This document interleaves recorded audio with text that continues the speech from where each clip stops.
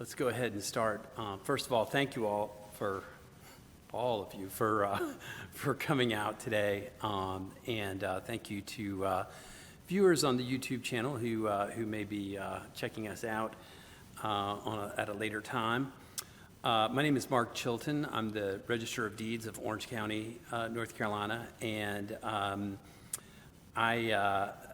in looking at some of our old land records in my office, became interested in the Anglican Church that existed prior to the Revolution here in Orange County, and began to do some research a few years ago. And then more recently, in March, Jan Poff's latest book, which is a collection of the papers of the Anglican Church in North Carolina, was published by University of North Carolina Press in 2021. And his book contained quite a few documents relevant to the history of St. Matthew's Parish, St. Matthew's Anglican Parish.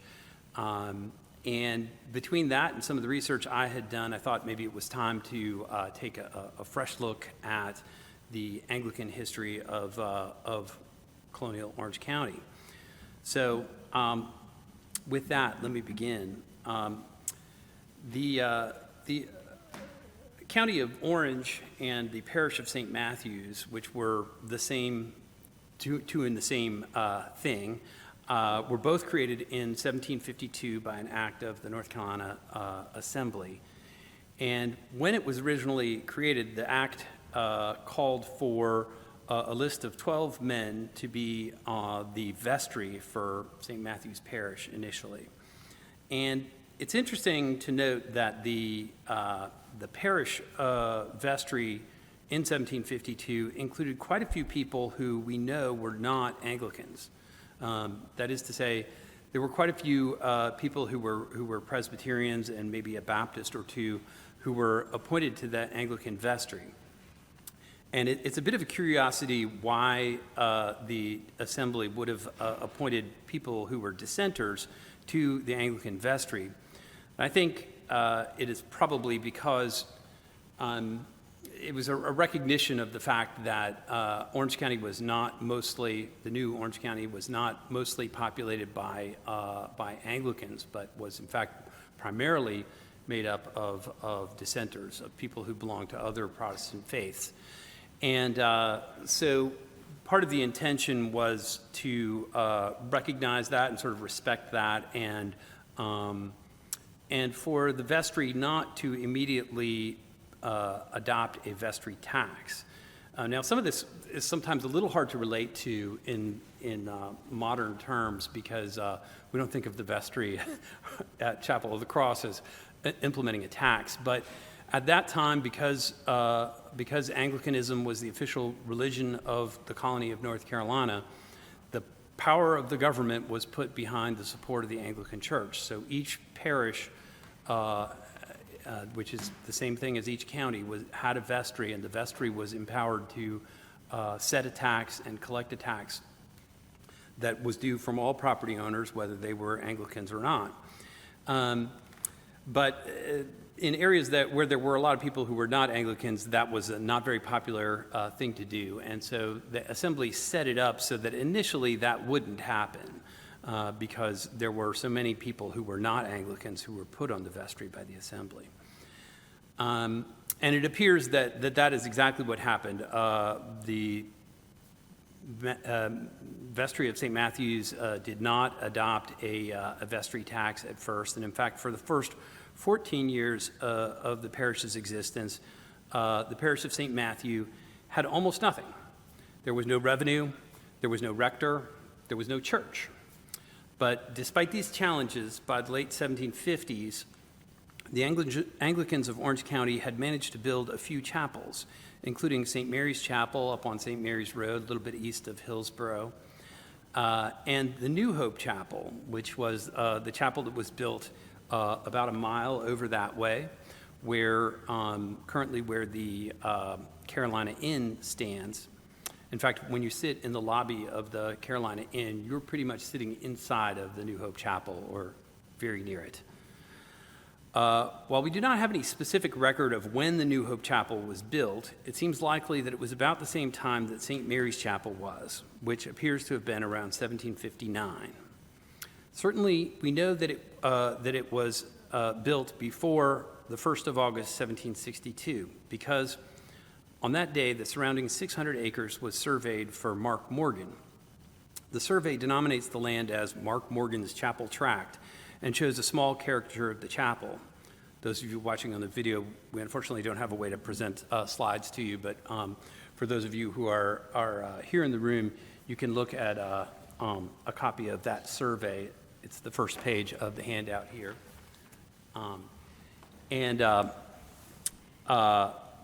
So you can see there's a little caricature building in the sort of southwest corner, more or less, of Mark Morgan's Chapel Tract, and that was it. That was the New Hope Chapel. This little cartoon of the chapel is the only surviving likeness of the building, so we cannot be certain how big it was or what it was really like, but we can make some educated guesses. First, it seems likely that it was about the same size as the original St. Mary's Chapel. From inspecting the remains of the foundation, we know that St. Mary's Chapel, the old St. Mary's Chapel, was about 20 feet by 20 feet, so considerably smaller than this room. We also know that it was made of wood because the rotten timbers were still lying around the site as late as about 1900. Considering all that we know about construction materials and techniques in the colonial era in Orange County, it seems like a good guess that it looked fairly similar to Old Orange County's only surviving church building from that time, the old Sandy Creek Baptist Church near Liberty, North Carolina in Randolph County. And if you turn to the second page, you'll see a picture of it there. Those of you watching at home can Google it. You can Google image search it. Old Sandy Creek Baptist Church. This picture is probably very much what it looked like.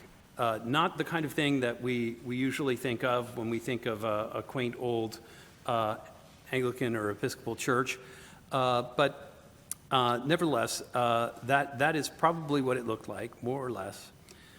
So this chapel that gave Chapel Hill its name, this area was originally called the New Hope Chapel Hill, hence Chapel Hill. That gave Chapel Hill its name was a humble structure both in size and in appearance. This was of necessity. The Anglican Church relied at the time entirely on donations, and the Anglican subsistence farmers who built it had no cash to give and could spare little time from tending their farms. Likewise, the original St. Mary's Chapel was probably built entirely by donated labor. So something very much like this was the Anglican New Hope Chapel. Or was it, is my question.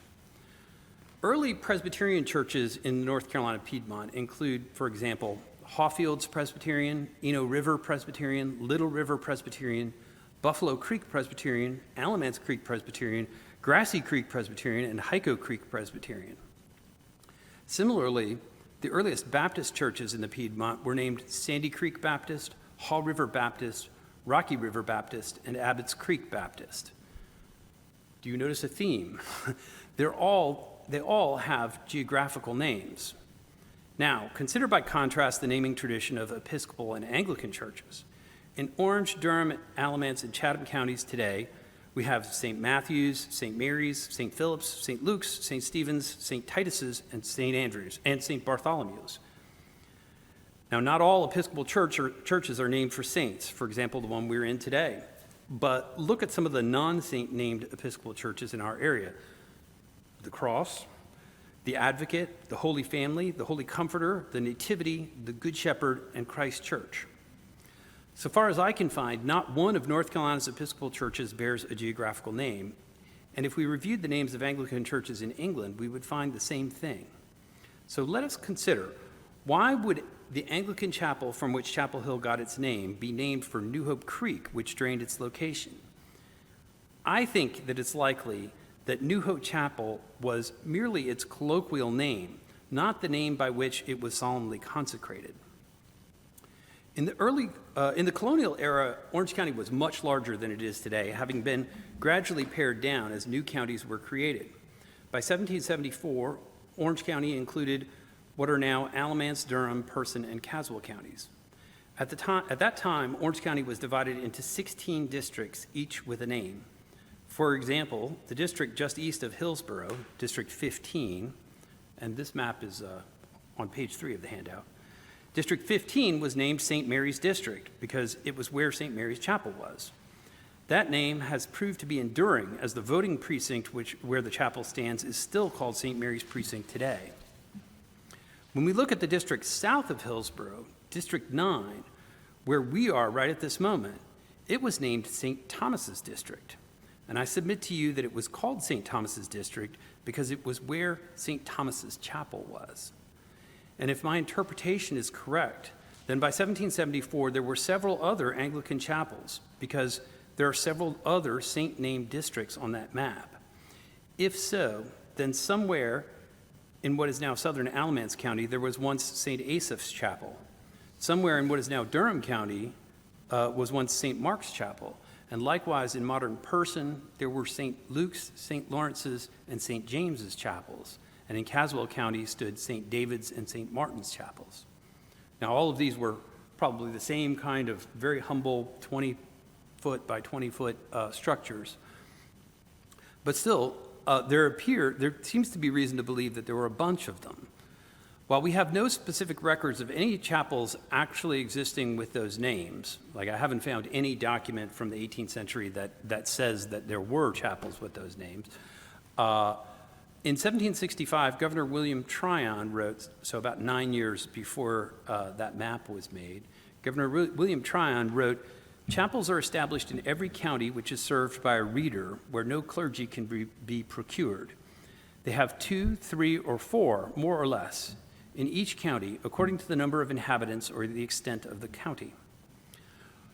Orange was the largest county in population at that time, and the second largest in area. So Tryon seems to be telling us that in 1765, there were probably 3 or more likely 4 chapels in Orange County. And the district map seems to be telling us that by 1774, there were 9. By 1774, the Anglican Church also had St. Matthew's Church in Hillsborough, and the parish's first rector, the Reverend George Micklejohn. So how, in less than a decade, did Orange County go from having no rector, no parish church, a handful of humble rural chapels in 1765, to having 9 chapels, a rector, and a parish church in 1774? Even though the Church of England was the established religion of North Carolina during the colonial era, it had languished under Governor Dobbs's 11-year tenure from 1753 to 1764. But in 1765, a new royal governor was appointed, William Tryon. Governor Tryon's father and uncle were officers in the Anglican Society for the Propagation of the Gospel in Foreign Parts, or we'll call it for short, the SPG. This was an elite organization based in London. Governor Tryon was in regular communication with the SPG about his efforts to build churches and fill vacant pulpits.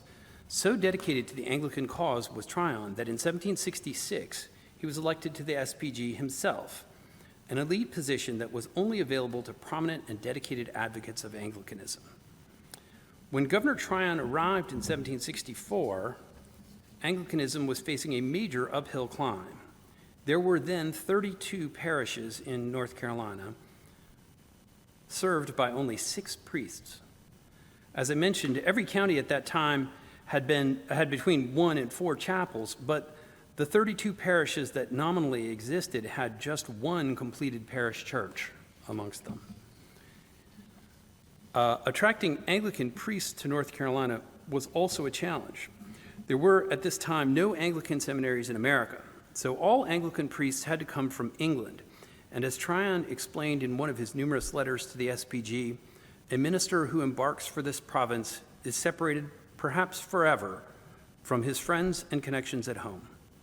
At the same time, the pay was low, and the parishes where no vestry existed, and therefore no vestry tax had been established, it was unclear where even that low pay would come from. To address these financial uncertainties, Tryon made his top priority in his first year as governor the passage of a new Vestry Act in 1765, which closed loopholes in prior vestry laws. The new law required that a vestry be elected in each parish, and that once qualified, the vestry had to raise a tax, hire a rector, and build a parish church. On the basis of this new law alone, one Anglican minister wrote that the governor had already, quote, done more for the settlement of a regular ministry in this province than both his learned predecessors combined. Tryon met with considerable success in recruiting new ministers to many of North Carolina's eastern parishes. Although at the beginning of his administration in 1765, there had been only 6 priests, within 5 years, Tryon had tripled that number. The Reverend George Meiklejohn was among those. George Meiklejohn was sent to North Carolina by the SPG in the spring of 1766, arriving that summer. The Anglicans of Rowan County had at that point recently petitioned the SPG that hundreds of their children had not yet been baptized because no Anglican priest had ever come to the area. In response, and with great expectations, as he wrote, Governor Tryon sent Reverend Meiklejohn to St. Luke's Parish, Rowan County, in September. But the parson evidently met with a difficult reception in Presbyterian-dominated Rowan County. On multiple occasions from the creation of Rowan County, slates of dissenters were elected to the vestry for the sole purpose of refusing to implement a vestry tax. Prior to 1765, the vestry law did not require the vestry to impose a tax, but after 1765, the qualified vestry was required to impose a vestry tax. Tryon imagined that this new law would force the expansion of Anglicanism into areas that had been resisting it. However, the dissenters came up with a clever way out. They simply refused to assemble at the courthouse and therefore could not be qualified, and therefore there was no qualified vestry. And without a qualified vestry, the tax could not be adopted and no money was available to advance the Anglican cause.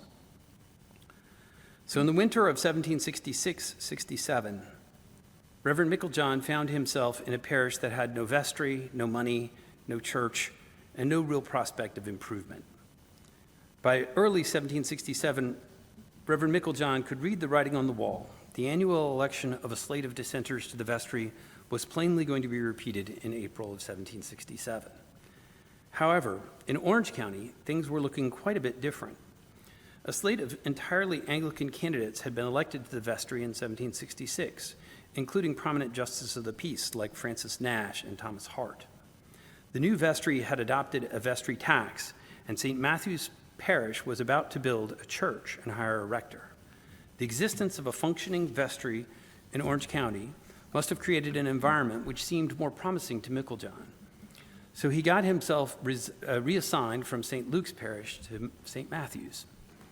Reverend Meiklejohn arrived in Hillsborough early in the spring of 1767. We don't know exactly when, but we have a good clue from the fact that Quakers at Cane Creek Friends Meeting took notice in their minutes of his arrival, as in early April 1767, they appointed 2 of their own to determine, quote, what part of our tax is for the support of the hireling priest. Parson Meiklejohn, as he came to be familiarly known in St. Matthew's Parish, was a graduate of St. Andrews University in Scotland. He was some 40 or 50 years old by the time he became established as the rector of St. Matthew's. He had previously been an Anglican minister at Atholl, not sure how you pronounce that, Atholl in Scotland, but his parishioners were unable to pay him. Beyond that information I just gave you, documentable facts about Meiklejohn are hard to come by, but he was nevertheless what Bishop Joseph Cheshire called, quote, one of the best remembered clergy of his time, unquote. Writing decades after Meiklejohn's time, local historians preserved oral traditions about him. UNC President Kemp Plummer Battle, who was born 12 years after Meiklejohn's death, recorded that the parson, quote, was a rough, honest gentleman of the old Scotch school. As Stephen Elkins Williams noted on an occasion similar to this a dozen years ago, some of Meiklejohn's parishioners were moved by a different sort of spirit, as Meiklejohn would, according to Battle, quote, hire a man to attend his services by the bribe of a generous drink out of his bottle of brandy. Another local historian, who was born another 24 years after Battle, wrote that Meiklejohn was, quote, tall, dark, large-boned and gaunt, with harsh features and a slow, deliberate manner in the pulpit and out. Bishop William Meade of Virginia, whose lifetime at least overlapped with Meiklejohn, described him as, quote, a man of peculiar character and never calculated to be useful in the ministry, unquote. Although, in fairness, it does not appear that the two men ever so much as actually met. The parson was someone who Governor Tryon felt that he could trust. Meiklejohn wrote about Tryon to the SPG in 1767 from Hillsborough that Tryon governed, quote, with the indulgent tenderness of a common parent who desires rather to be loved than feared. Despite his close association with Governor Tryon, Parson Meiklejohn was also someone who many of the regulators who were resisting the authority of Orange County government at that time felt that they could trust. Regulator advertisements number 7 and 8 from 1768 specifically mentioned that Meiklejohn brought them a proposal to meet with Orange County's officials on 11th May 1768, persuading several regulator leaders to forbear for at least a little while from attacking Hillsborough again. Meiklejohn's only surviving sermon is one that he preached to the Anglicans among Governor Tryon's forces at the standoff between the regulators and Governor Tryon at Hillsborough in September 1768. That sermon on the important duty of subjection to the civil powers centered on Romans 13, which was at the center of the sermons preached by Reformed minister Reverend Samuel Souther to the German speakers in Governor Tryon's militia, and by Reverend Henry Patillo to the Presbyterians on the same occasion.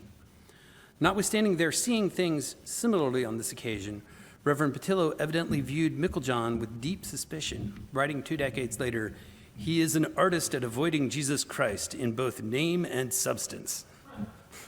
Despite Patillo considering Meiklejohn a deist, Tryon liked the parson's sermon so much that he had it published and sent copies to London. On the other hand, as Bishop Cheshire noted, Patillo was evidently less proud of his sermon from the same occasion, as he elected to omit it from his published sermons 20 years later. Because, of course, Patillo by that point had joined the American Revolutionary cause. While Parson Meiklejohn definitely sided with Governor Tryon and his administration, legend has it that he was not averse to subverting the governor a bit in the name of justice.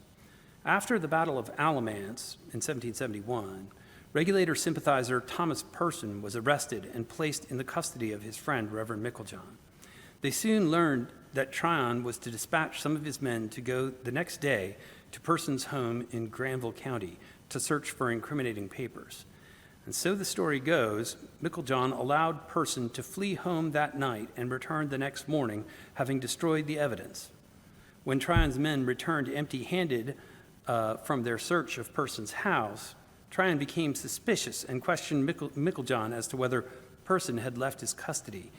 And Meiklejohn rather coyly replied, "How could he? I supped and breakfasted with him both."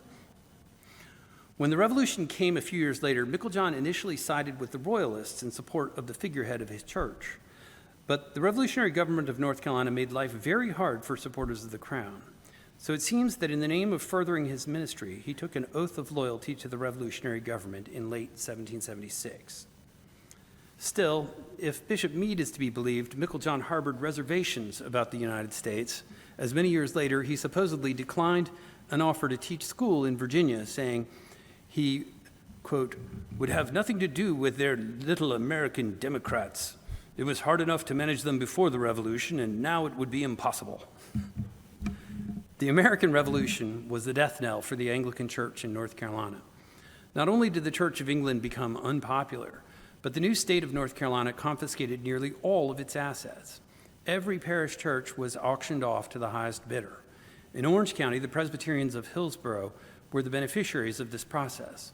St. Matthew's Anglican was not where St. Matthew's Episcopal is today. It was where Hillsborough Presbyterian is now. Once the revolution was over, Meiklejohn was one of a handful of Anglican priests who continued holding services in North Carolina. With the support of his old friend Thomas Person, he moved just over the Granville County line, where he conducted services at Old St. John's Chapel in Williamsboro, North Carolina. Apparently, he also drifted back into Orange County to perform services from time to time at St. Mary's Chapel. Some of the Anglican chapels had such small grounds and such rural locations with such humble buildings that the state of North Carolina never bothered to confiscate them. Some of these chapels joined the burgeoning Methodist denomination, but not the chapels where the Orthodox Anglican dedication of Parson Meiklejohn was felt. Indeed, it appears that although some at St. Mary's wanted to affiliate the congregation with John Wesley and Bishop Asbury, Reverend Meiklejohn's influence must have prevented it. Consequently, the Methodists built their own church 2 miles away, founding what is now New Sharon Methodist Church. Regardless of how some have chosen to characterize Parson Meiklejohn, it is clear that when the Episcopal Diocese of North Carolina was organized in 1817, it had just 2 earthly assets, St. John's Chapel in Granville County and St. Mary's Chapel in Orange. Both of these were where old Parson Meiklejohn ministered until at last he went to labor in the vineyard of the Lord. The Reverend Dr. George Meiklejohn died in Virginia just north of Williamsboro in 1818, after a century in this world.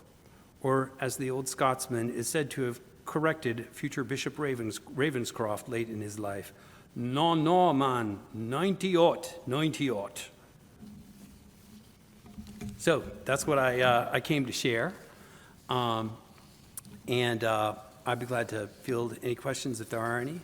And I would like to suggest that this thought that the New Hope Chapel was really St. Thomas's Chapel is, perhaps not that important an insight, but I thought it was interesting realization to come to.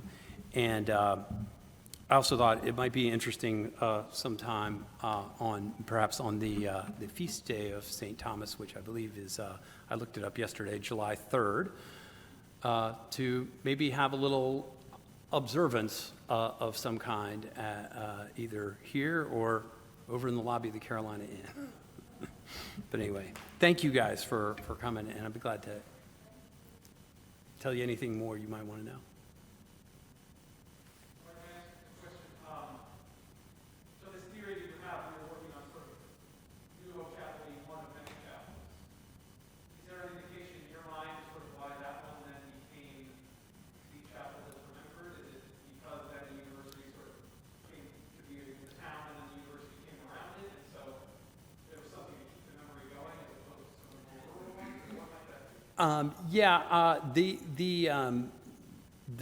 Basically, we don't have a whole lot of records that refer to it in that time period. In the time when it was in operation, we don't have records that specifically refer to it as New Hope Chapel. In fact, we have almost no records about it at all. The survey that I showed you there is like one of the very few things that indicates that it existed. There was also a 1792 survey of the university's property that shows at one spot on it, it just says Chapel Place, indicating that location. So we don't really know what people called it, but this hill, this location, when the university was being established here in the early 1790s, the proposed location was referred to as New Hope Chapel Hill, as one complete phrase. So I think from that, it has always been inferred that the name of the chapel was New Hope Chapel, and perhaps it was, but if it was, then I'll say that would be very unusual as a name for an Anglican institution. I think that was more how it was colloquially named, and or perhaps simply an effort by the people who wrote that phrase to clarify which hill with which chapel are you talking about. The one that's in the New Hope Creek watershed is basically what they were trying to communicate. Can you remind me, just the incorporation of the town, the timeline of the incorporation of the town of Chapel Hill and the university? Yeah, so the university site was selected in like 1791, 1792, and the cornerstone of Old East building on campus was laid in 1793. So by that point, the chapel had basically been abandoned. There's no reason to believe that Micklejohn came all the way back down here in that time period from up in Granville County to perform services here. There is some indication that he came back to St. Mary's, but that was much closer to Williamsboro, where he was living at that time. So there were probably no services of any kind at the New Hope Chapel after 1776, and by the time the university buildings were first being built, 1793, it had been essentially abandoned for about 17 years. We do know that we have a copy of a letter in which the letter writer says that when he first came to Chapel Hill around 1850, that he remembers seeing the collapsing structure of the old chapel in the garden at Mrs. Graves' house, which is the lobby of the Carolina Inn today. And the town of Chapel Hill, the town lots were surveyed off at that same time in 1793, and immediately after laying the cornerstone of Old East, I mean, like that very afternoon, they proceeded to hold an auction and start selling off lots in the town. So the town and the university both began at essentially exactly the same time.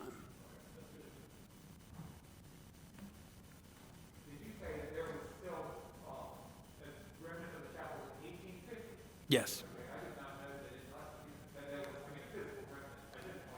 Yeah, it was a collapsing ruin at that point, but he says specifically that he could still make out where it was, or that it had been at that location.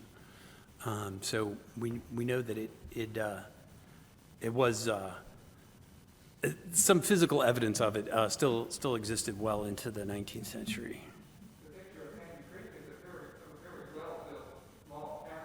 Yeah.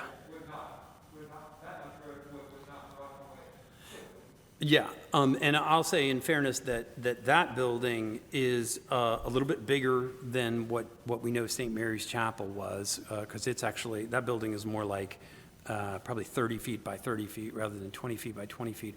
And part of what that means, consequently, once you get over about 20 feet, you have to have center supports inside the building in order to make it structurally sound. And that's part of the reason that building is still standing at Sandy Creek Baptist Church, where these were not. They were 20 feet, they were open, there was no center support, and presumably, apparently.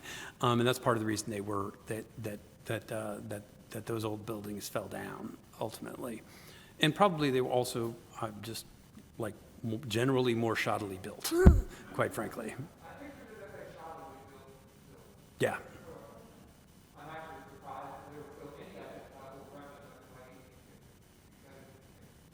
Yeah,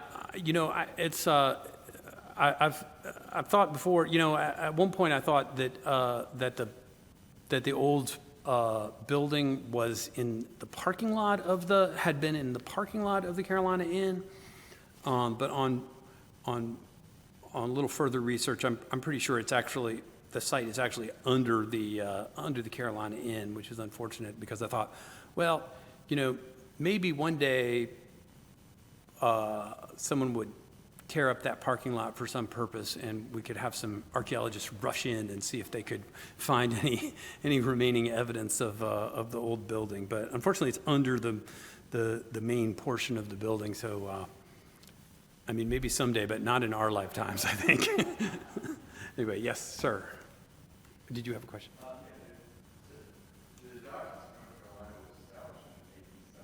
Correct.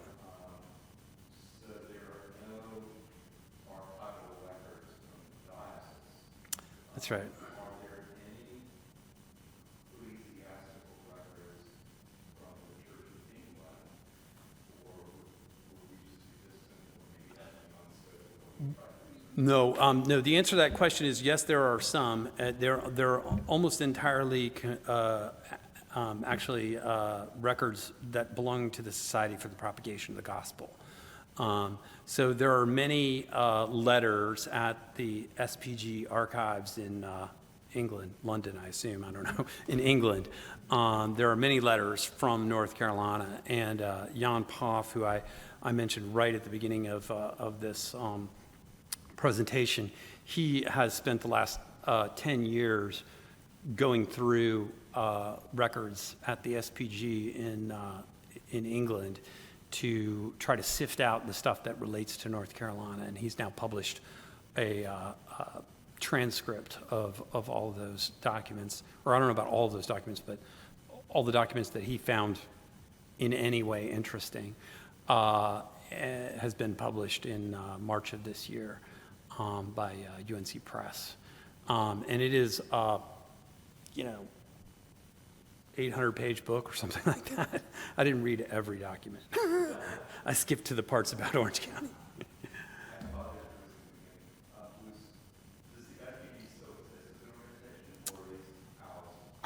I think they do, yeah.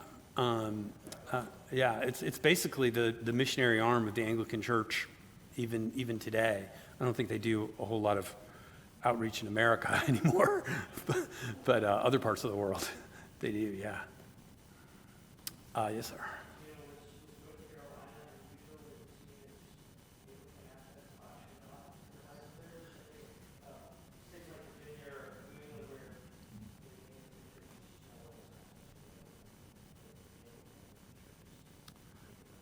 Yeah, I do think that happened in other states. I don't. I'm certain that it did not happen in Virginia or did not happen to anywhere near the same extent, because there are, So here in North Carolina, there are two surviving chapels, St. John's and St. Mary's, from the Anglican time period.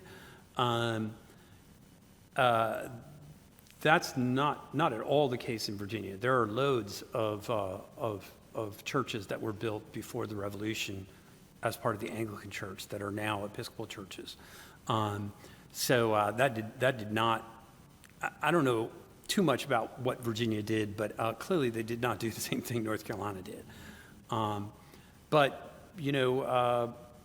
there's a beautiful ruin of a parish church for Brunswick County in down south of Wilmington, called I think it's St. Philip's. I'm not sure, but anyway, absolutely gorgeous building. The upright walls exist, but there's no roof on it anymore. I should clarify. It's not that there's no roof anymore. There was never a roof. They never finished building it. But that was seized by the state of North Carolina as well in this process. They didn't actually sell it off, and it currently is a public park, like a historical park type property owned by the state of North Carolina. And I would think a really beautiful place to hold a wedding. I don't know, but anyway. But so yeah, that there definitely happened different ways in different places. I missed something between St. Mary's and Hillsborough being seized and becoming Presbyterian property. Yeah, the old St. Matthew's Parish Church was built. Yes, okay, St. Matthew's, but St. Mary's, which is rural. Yeah, okay, that's where I got. Yeah, so St. Mary's continued, and it was basically because it was so rural and so small. It was only 1 acre, and it was surrounded by a bunch of farms. So it just didn't have. It wasn't worth the state's time to seize it. And I think it was also, it was still used. And like I say, there were other rural chapels where that happened in other parts of North Carolina. It's just that most of them either became Methodist churches or else just died out altogether. But St. John and St. Mary's both remained dedicated to the Anglican Church, in spite of all the odds being against them. And that's precisely because, whether he was useful to the ministry or not, according to Bishop Meade, Reverend Micklejohn was there and was carrying on in difficult circumstances. So,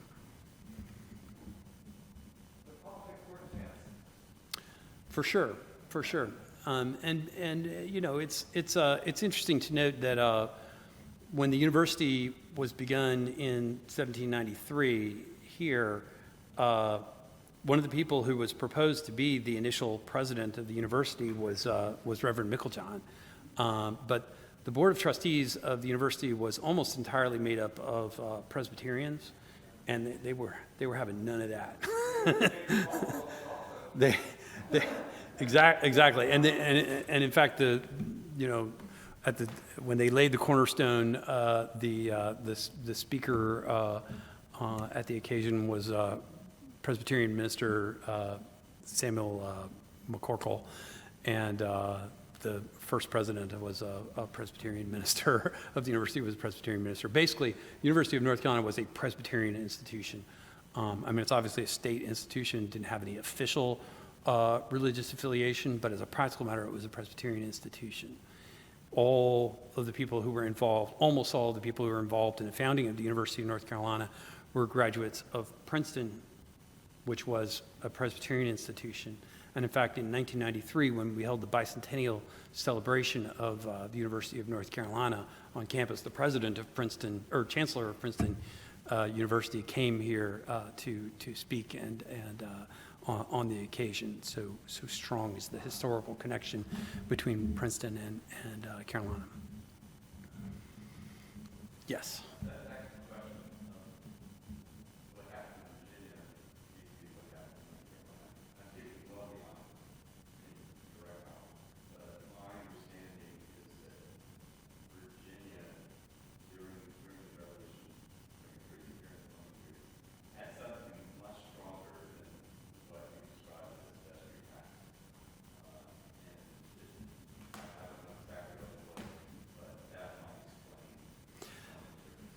Yeah, and in fact, in North Carolina, sort of theoretically, notionally, had freedom of religion of a sort in North Carolina. So if you were a Presbyterian in North Carolina, you could be compelled to pay Anglican vestry tax. So that's not freedom of religion, but you were free to go to your Presbyterian church and worship as you like.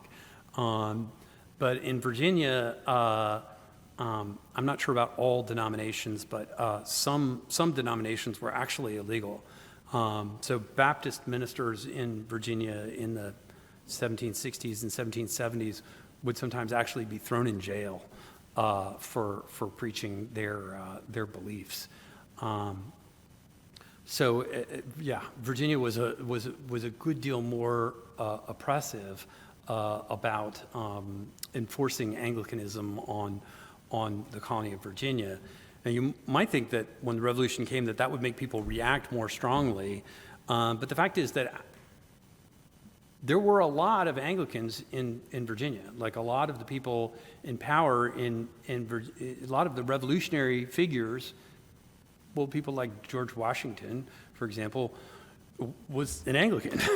And so when the revolutionary government was set up in Virginia, a lot of the people in power were Anglicans, and that probably kind of tempered the impact that it had on Virginia, on Anglican churches in Virginia, where by contrast in North Carolina, most of the people involved in the revolutionary government of North Carolina were not Anglicans. They were mostly Presbyterians and Baptists.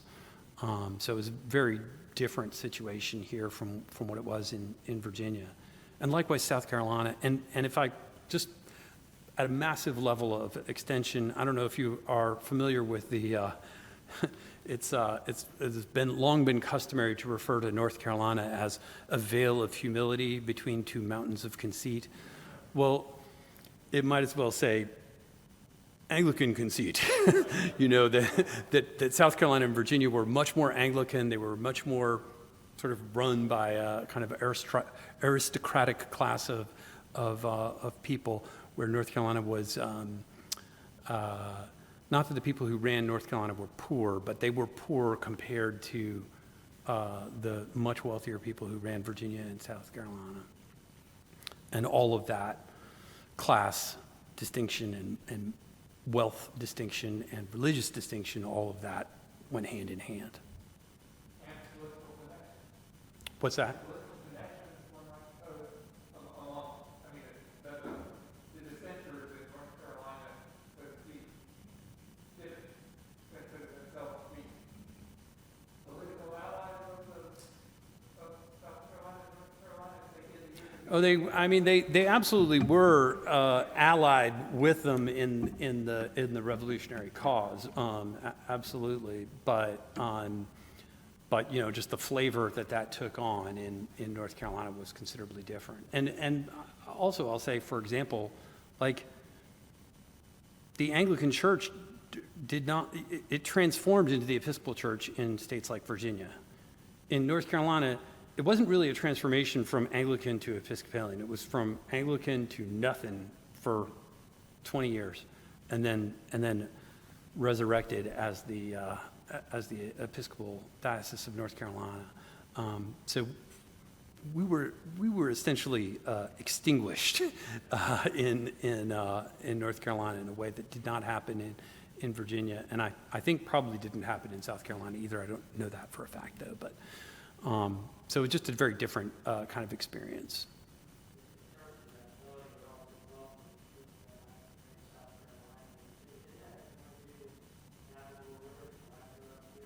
Yeah, absolutely, absolutely. And large plantation slave owners in Virginia were much wealthier than similar operations in North Carolina, because the rivers in North Carolina just don't connect out to the sea in nearly as convenient a way. They don't drain as large of an area. So it wasn't really possible, I mean, except for like up in the Albemarle region in extreme northeast North Carolina and extreme southeast North Carolina, it wasn't really possible to have super large scale plantation agriculture where you owned 1,000 slaves and grew huge amounts of crops to export to other parts of the world, or to England. It's not that it didn't exist at all in North Carolina, but it didn't exist anywhere near the extent it did in South Carolina and Virginia, just as a matter of happenstance, because the geography of Virginia and South Carolina lends itself to that economic system.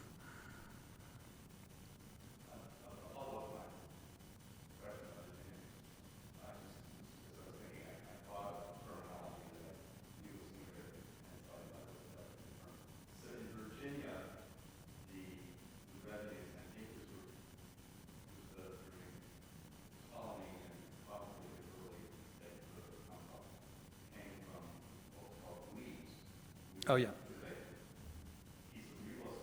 Mm-hmm. Right. Right. And in theory, that glebe system existed in North Carolina too, but in practice, it really mostly did not. So each parish was supposed to have several hundred acres set aside for the rector to live on and farm, to help the rector make a living, and that was called the glebe. But as a practical matter, there were some parishes where that happened in North Carolina, but not very many, and there was not such a thing in Orange County or Rowan. Well, the dissenters in Rowan managed to stave off the advent of the Anglican Church entirely. There never was an Anglican Church in Rowan County, nor in Mecklenburg County, for the same reason that they were very devout Presbyterians, and they did everything they could to block. So Governor Tryon sent another missionary to Mecklenburg County. He didn't even get all the way to Mecklenburg County before deciding to turn around when he heard reports about the situation in 1767. And it wasn't until, I think it was like 1857 was the first time that an Episcopal minister presided at a worship service in Mecklenburg County, North Carolina. So they held the Anglican and Episcopal churches at bay for some 90 years. But anyway, yeah. So they were serious about their Presbyterianism around there. Still are. Mark, thank you very much. Others may still have questions. Can they come up and Yeah, absolutely. Absolutely. I just want to thank you again for offering this and for the work that you're doing out of the curiosity of the mind and for the goodness of your heart. I'm excited to see who else can see this and how we can help share this information. Thank you. Thank you. Thank you all for coming.